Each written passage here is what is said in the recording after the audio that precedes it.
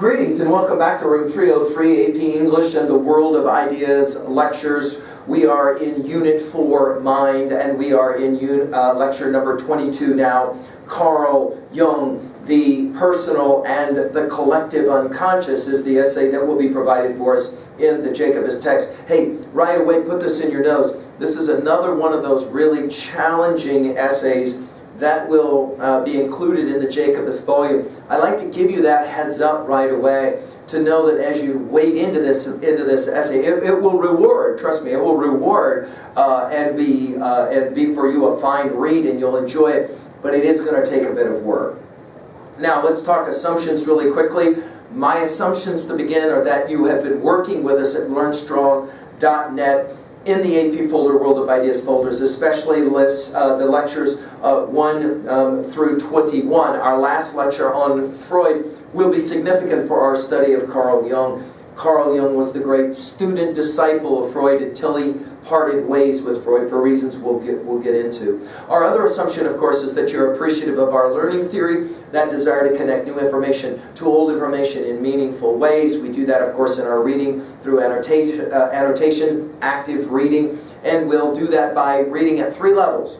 At level 1, we answer the question, what does the text say? We're working again with paragraph outlining. Make sure that's done for you. At level 2, we ask, well, what does this text mean? At 2A, themes, messages, and our big 5. What does the text say about epistemology, study of knowledge, ontology, who we are, psychology, the study of the individual mind, hypercritical, obviously, for this, sociology, really important for our study of Jung, and then finally, theodicy, questions of evil in the universe, and what's the point of all of that? At level 2B, we ask about rhetoric. We'll get into that in a moment here. And then finally, at level 3, we ask, how can I relate to this information in some meaningful way? At 3A, other texts that we know of, especially, for example, Freud. And, of course, finally, at level 3B, how can I relate to this information personally? Let's do some quick, brief biography here. Our dates, 1875 to 1961. He was, as we said, Freud's most famous disciple from 1907 to 1912. And then at 1912, he argued with Freud and broke away from Freud, and then went on to become, in his own right, one of the most important thinkers of the 20th century and now into the 21st century. He is a Swiss physician. In 1912, he publishes Psychology of the Unconscious, and he posits an unconscious notion that is composed of more than ego, superego, and id. Go back to our comments on Freud in the last lecture.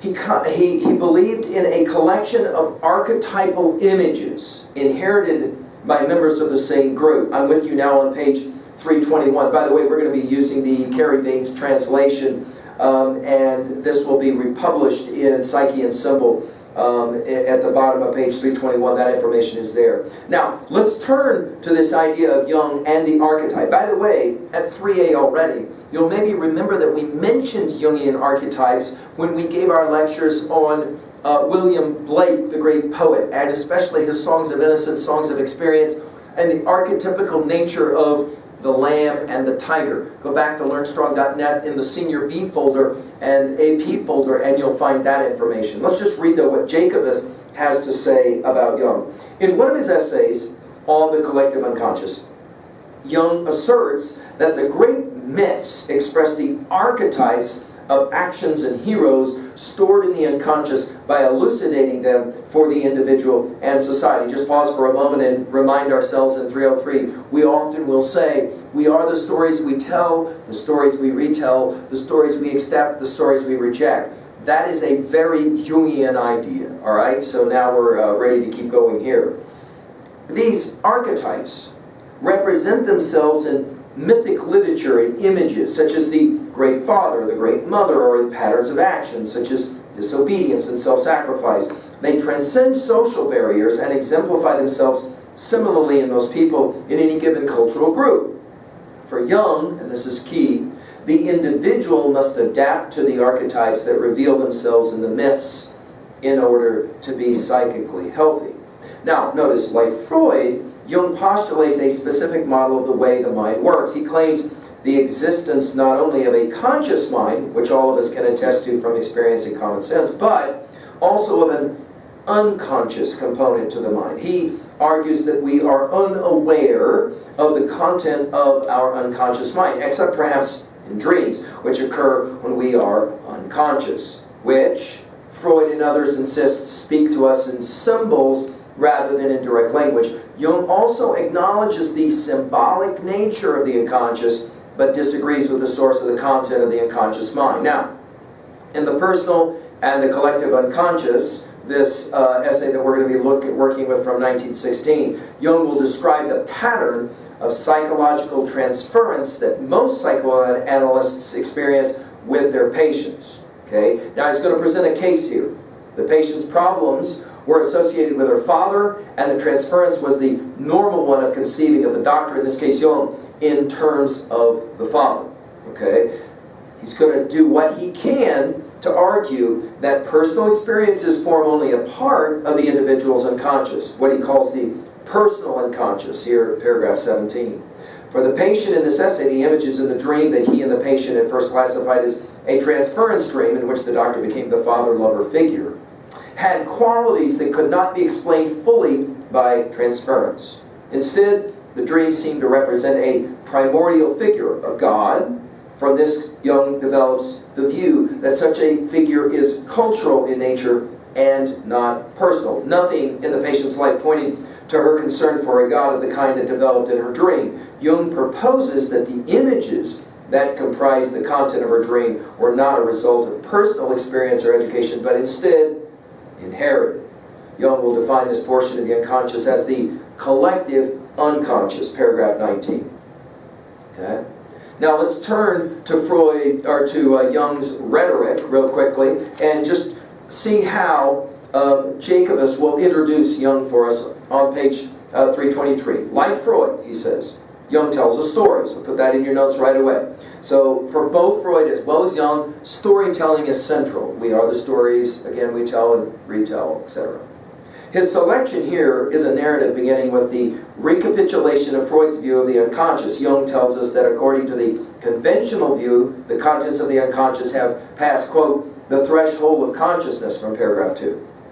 In other words, they were once in the conscious mind of the individual. However, Jung also asserts that the, quote, unconscious contains components that have not yet reached the threshold of the conscious, end quote, paragraph number 3. At least two questions obviously arise from this assertion. That is, what is that content? And, more interestingly, where did it come from? Just to finish, notice that we're going to continue with argument, proceeding from both example and analysis, and then to finish on page 323, 324. Some of the material in this selection is relatively challenging because Jung uses technical language, so you want to write that down and be looking for it, and some occasionally obscure references. However, the simplicity of the technique of narrative, telling a story of what happened, makes the selection intelligible, even though it deals with highly complex and obviously very controversial ideas. Okay, let's go through it now quickly, as we always do. Let's do our paragraph outlining quickly, and then we'll have some comments at level 2 and 3. Paragraphs 1 through 3 open with an observation. He says, according to Freud, the unconscious contains only those parts of the personality that are repressed by the conscious mind. I believe, he says, however, that the unconscious also contains other psychic material. Paragraph 4. It's ordinarily assumed that all unconscious material, including dreams, fantasies, derive from our personal experiences, but observation shows that the unconscious also contains material unrelated to personal experience. That in and of itself is a pretty radical idea. You have ideas that are not your ideas, that came to you from some kind of collective pre-you unconscious. Whoa, that's an interesting idea. Let's look. Paragraph 5. The experiences, he says, of one of my patients illustrates my point. So now we're going to get into this storytelling in a case study. Through psychoanalysis, this woman sought to break her emotional ties with her father and to form a relationship with a man, but her feelings remained unresolved, divided between these two male figures. During treatment, Jung says, she experienced feelings, she experienced what Freud calls transference. That is, she transferred the image of both her father and her lover to me, he says, the doctor. I became the object of her conflict. Transference often provides temporary relief for the patient. However, in paragraphs 6 through 7, he says, in successful treatments, the state of transference is temporary and leads to a cure. But, he says, my patient became locked in this state, dependent on me as a sort of savior. Paragraph 8. Unable to break the deadlock, we decided to study her dreams, hoping that we would provide a solution. Paragraph 9. Dreams contain, he says, images that we produce unconsciously, and they provide an objective picture of our psychic process. To that degree, obviously, he agrees with Freud. Paragraph 10 through 11, he says, my patient's dreams contained two actors, herself and her doctor. The latter usually appeared as a figure of supernatural size, often extremely old, sometimes resembling her father. At the same time, this figure was woven into nature, often associated with the wind. These dreams convinced me that in her unconscious, my patient was clinging to me as a father lover of almost divine proportions. Paragraph 12. While the patient understood rationally the nature of her transference, her unconscious continued to cling stubbornly to the fantasy images it had created. Paragraph 13. What could be the purpose of this fantasy? Was the godlike figure in her dreams merely an image of a human person? Or did her dreams indicate an instinctual longing for a god, a longing deeper and stronger than any love for a human person? Paragraph 13, circle it. That's an important one for us. Go back and read it again if you need to.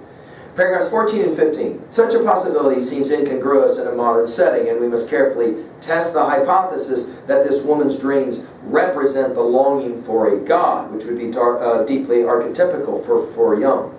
Paragraph 16. The woman herself doubted this hypothesis. This is an important part of his essay.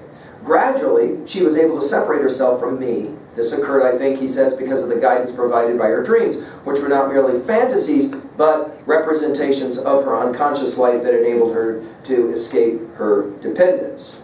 Paragraph 17. He says it this way. In her dreams, the woman had what amounts to a vision of God. Though a non-believer, she found comfort in a giant primordial father figure associate with the wind or spirit. At this point, we can distinguish, he says, what may be called the personal unconscious. We gain deepened self-knowledge by bringing material from this layer of the unconscious into conscious awareness. Psychoanalysis facilitates this process, as does dream analysis, he says in paragraph 17. And I'm with you on page 332. Let's just listen to the language of Jung here. He says it this way. The feeling of moral inferiority does not come from a collision with the generally accepted and in a sense arbitrary moral law, but from the conflict with one's own self, which for reasons of psychic equilibrium demands that the deficit be redressed. Whenever a sense of moral inferiority appears, it shows that there is not only the demand to assimilate an unconscious component, but also the possibility of assimilating it. In the last resort, it's a man's moral qualities which force him either through direct recognition of the necessity to do so or indirectly through a painful neurosis to assimilate his unconscious self and to keep himself fully conscious. And then the important line. Whoever progresses along this road of realizing the unconscious self must inevitably bring into consciousness the contents of the personal unconscious, thus widening the scope of his personality. It is that widening the scope of his personality which Jung was obviously so interested in. Back to the essay to finish. Paragraph 18. My patient, he says, derived her primitive God image not from the personal content of her unconscious, but from a deeper impersonal source shared by people of various times and from various parts of the world, the collective unconscious. The God she dreamed about is an archetype, that which is highest, right? An archetype. An ancient image reactivated by unconscious patterns of thought common to all humans. To finish, paragraph 19. The preceding discussion shows that, along with personal elements, the unconscious contains impersonal or collective elements. The latter exist in a deeper level of the unconscious called the collective unconscious. Now this is a pretty radical idea. Let's go to work now at level 2 and 3. At level 2, the big 5 as we call it.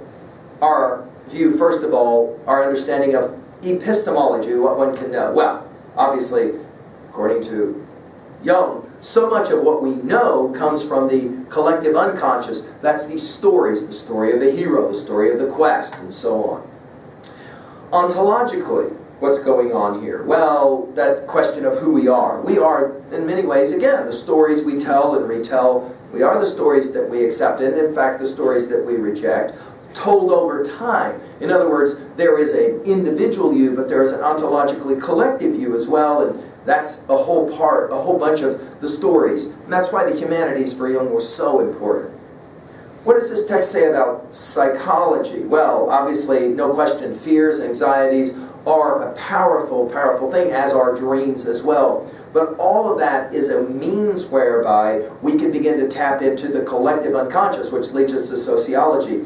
That is to say, we use our stories as a way to find ways to coexist and, of course, to get along. What does this text say about theodicy and the existence of pain and suffering in the world? I think, like Freud, Jung very much believed in the idea that one must learn to ask, why did this happen for me, not to me? That is to say, to not see oneself as a victim in the universe, but rather to take control. Even though patterns of behavior can be impressed upon us through the collective unconscious, he would have argued, we still can find ways to live a life of freedom. At 2A messages, well, obviously it takes a lot of courage to confront your fear and your pain. Obviously, stories and myths and archetypes really do matter for Jung. And then finally, I think he would argue that lifelong learning is a central part, a key to proper development, moral development as well. At 2B, notice the word pictures, notice the arguments from example in this case, just like Freud, and notice that if this was a hard reading, the technical language was maybe a part of that. You had to go back at level 1 and work through putting in your own words what you were working with. For a number of readers, this is a demanding essay. At 3A, how are we going to compare this to other types? Well, obviously Freud comes to mind immediately in our previous study. Plato's Republic comes to mind. Learning as remembering was the way Plato talked about this. Go back to the Meno, and our comments on the Meno is a classic example of this. I've already mentioned Blake's Songs of Innocence, Songs of Experience. You can find those at Learn Strong. I'm going to mention two other thinkers that have been highly influenced by Jung and this notion. One is Joseph Campbell is his name. Write it down. Power of Myth, as well as Hero of a Thousand Faces, two of the famous texts of his. Very influential in his study of mythology. He was a great mythologist.